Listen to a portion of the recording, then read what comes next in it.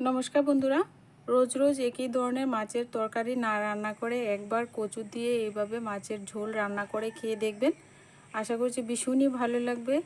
আর ভিডিওটা পুরোটা দেখবেন বন্ধুরা। আমার বাড়িতে কিন্তু কচু হয়েছে, তো বাড়ি থেকে কিন্তু এই কচুটা তুলে নেব। তো অনেকটাই বড় হয়েছে কচুটা, আজকে তুলে নেব। আজকে কচু দিয়ে রুই মাছের ঝোল রান্না করব। বন্ধুরা, কচুটা এতটাই বড় হয়েছে যে আমি এক হাতে কিন্তু তুলতে পারছি না। আমি কিন্তু ভেবেছিলাম এক হাতে টান দিলেই কিন্তু চলে আসবে। তো বন্ধুরা দেখো, কচুটা এতটাই শুকনো জায়গার কচু, ভীষণ ভালো লাগে খেতে। তো এখানে কিন্তু কোনো রকম জল নেই, তো শুকনো জায়গাতেই হয়েছে। তো এবার আমি তুলতে পারিনি, আমি অন্য আরেকজনকে বলেছি তুলে দিতে। তো দেখো বন্ধুরা, এবার টানাটানি করছে। তো অনেকটাই বড় বন্ধুরা কচুটা। অনেকক্ষণ টানাটানি করতে করতে বন্ধুরা কচুটা একেবারে কিন্তু উঠে গেছে। তো এবার ভালো করে জল দিয়ে পরিষ্কার করে নেব, তারপর ফিরে আসছি। বন্ধুরা, কচু কেটে ভালো করে পরিষ্কার করে ধুয়ে নিয়েছি। দেখো বন্ধুরা কতটা বড় হয়েছে, আর কাঠটা এতটাই বড় হয়েছে, এত সুন্দর হয়েছে কচুটা ভিতর থেকে একেবারে টনটনা। একবার কেটে নিচ্ছি। আর এই কচুটা দিয়ে কিন্তু অনেক রেসিপি বন্ধুরা করে খাওয়া যায়। তো আমি কিন্তু উপরে যে অংশটা থাকে, নরম অংশটা, সেই অংশটা দিয়ে কিন্তু মাছ দিয়ে রান্না করব। আর নিচে যে অংশগুলি থাকে সেটা দিয়ে কিন্তু ভর্তা করে খাওয়া যায়।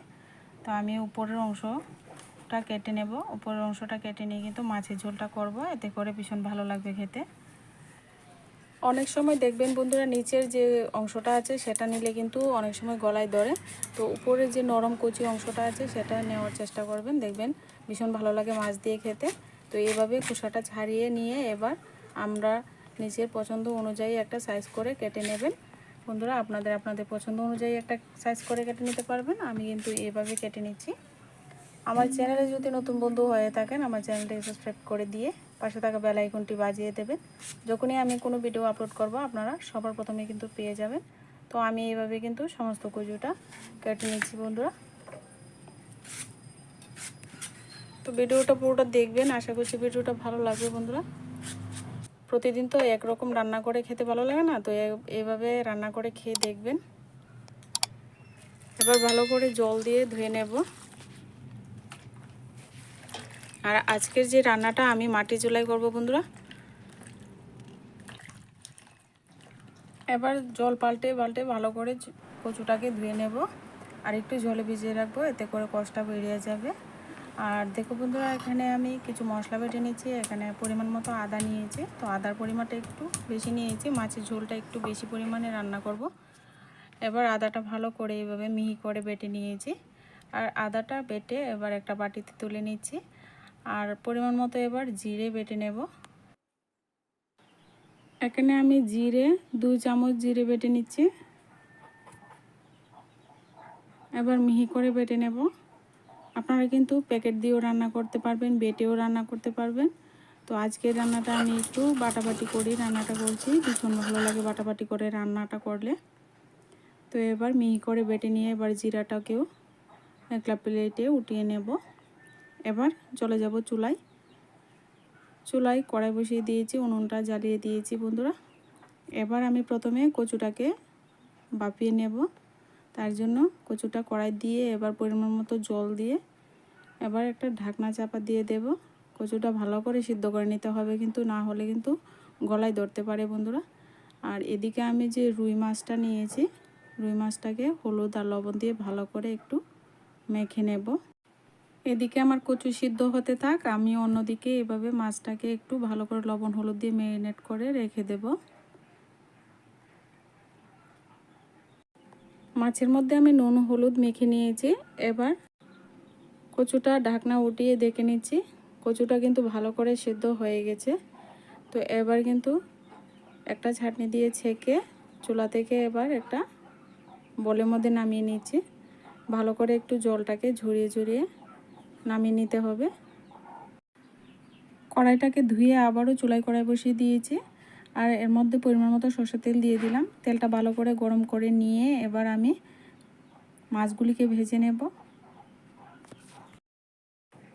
তেল ভালো করে গরম করে নেওয়া হয়ে গেলে এবার আমি এখানে মাছগুলি ভেজে নিচ্ছি। মাছগুলি একটা একটা করে সবগুলি দিয়ে দেব। এবার মাছগুলিকে দিয়ে লালচে কালার করে মাছগুলিকে একটু ভেজে নেব, যতক্ষণ না পর্যন্ত একটা সুন্দর কালার চলে আসছে। মাছগুলিকে লাল লাল করে ভেজে নিয়েছি, এবার তুলে নেব।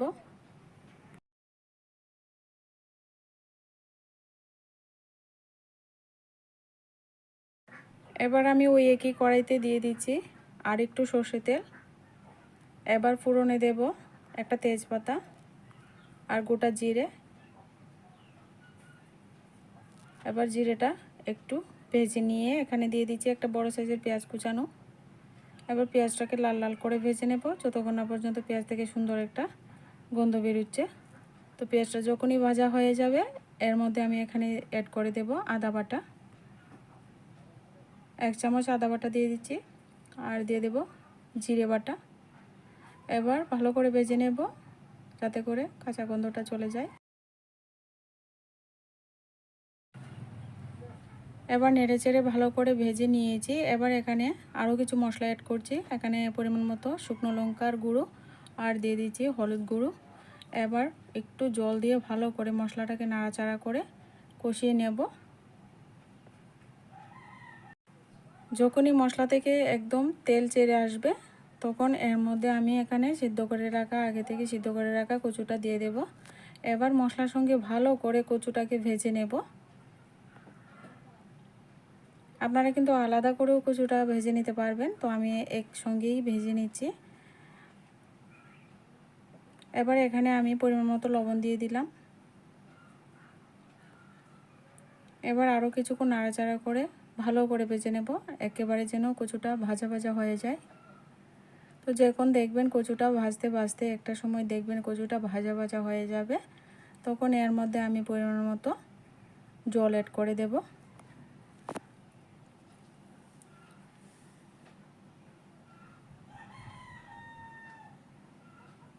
এবার কিন্তু পরিমাণ মতো জল দিয়ে এবার একটু নাড়াচাড়া করে দিয়ে এবার আমি ভেজে রাখা মাছগুলি এখানে দিয়ে দেব।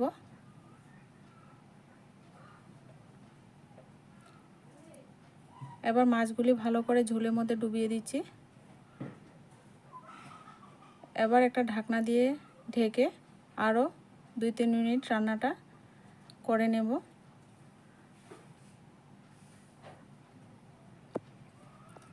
এবার 2-3 মিনিট পর ঢাকনাটা উঠিয়ে এবারও ভালো করে, আগে থেকে তো কচুটা সেদ্ধ করাই আছে, তো আর কোনো সিদ্ধ করার কোনো ঝামেলা নেই। তো একটু ঝোলটা ভালো করে ফুটিয়ে নিলে দেখবেন রেসিপিটা হয়ে যাবে। এবার এখানে আমি কুচানো ধনেপাতা অ্যাড করব। ধনেপাতা যদি থাকে আপনারা দেবেন, আর না থাকলে ধনেপাতা ছাড়াই রান্নাটা করতে পারবেন, কিন্তু ধনেপাতা দিলে ভীষণই ভালো লাগে। আমার চ্যানেলে যদি নতুন বন্ধু হয়ে থাকেন আমার চ্যানেলটিকে সাবস্ক্রাইব করে দিয়ে পাশে থাকবেন বন্ধুরা। এবার আমি কুচানো ধনেপাতাটা দিয়ে দিয়েছি। এবার একটু নাড়াচাড়া করে দিয়ে কিন্তু মিশিয়ে নেব। বন্ধুরা, ভিডিও যদি ভালো লাগে অবশ্যই একটা লাইক করে দেবেন, আর কমেন্টের মাধ্যমে জানাতে ভুলবেন না যে ভিডিওটা কেমন হয়েছে, কেমন লেগেছে আপনাদের কাছে। এবার আমি নামিয়ে পরিবেশন করে নিচ্ছি বন্ধুরা। এবারে একটা বাটিতে আমি ঢেলে নিচ্ছি। বন্ধুরা, দেখতেই পাচ্ছেন কতটা সুন্দর হয়েছে আর কতটা লোভনীয় হয়েছে। দুপুরের ভাতে, গরম ভাতের সঙ্গে এরকম একটা কচু দিয়ে রুই মাছের ঝোল বন্ধুরা একদম জমে যাবে। বাড়িতে একবার করে খেয়ে দেখবেন, ভীষণই ভালো লাগে। আর ভিডিওটা ভালো লাগলে অবশ্যই একটা লাইক বন্ধুরা করবেন আর কমেন্ট করবেন। আজকে ভিডিওটা এই পর্যন্তই, দেখা হচ্ছে নেক্সট ভিডিওতে।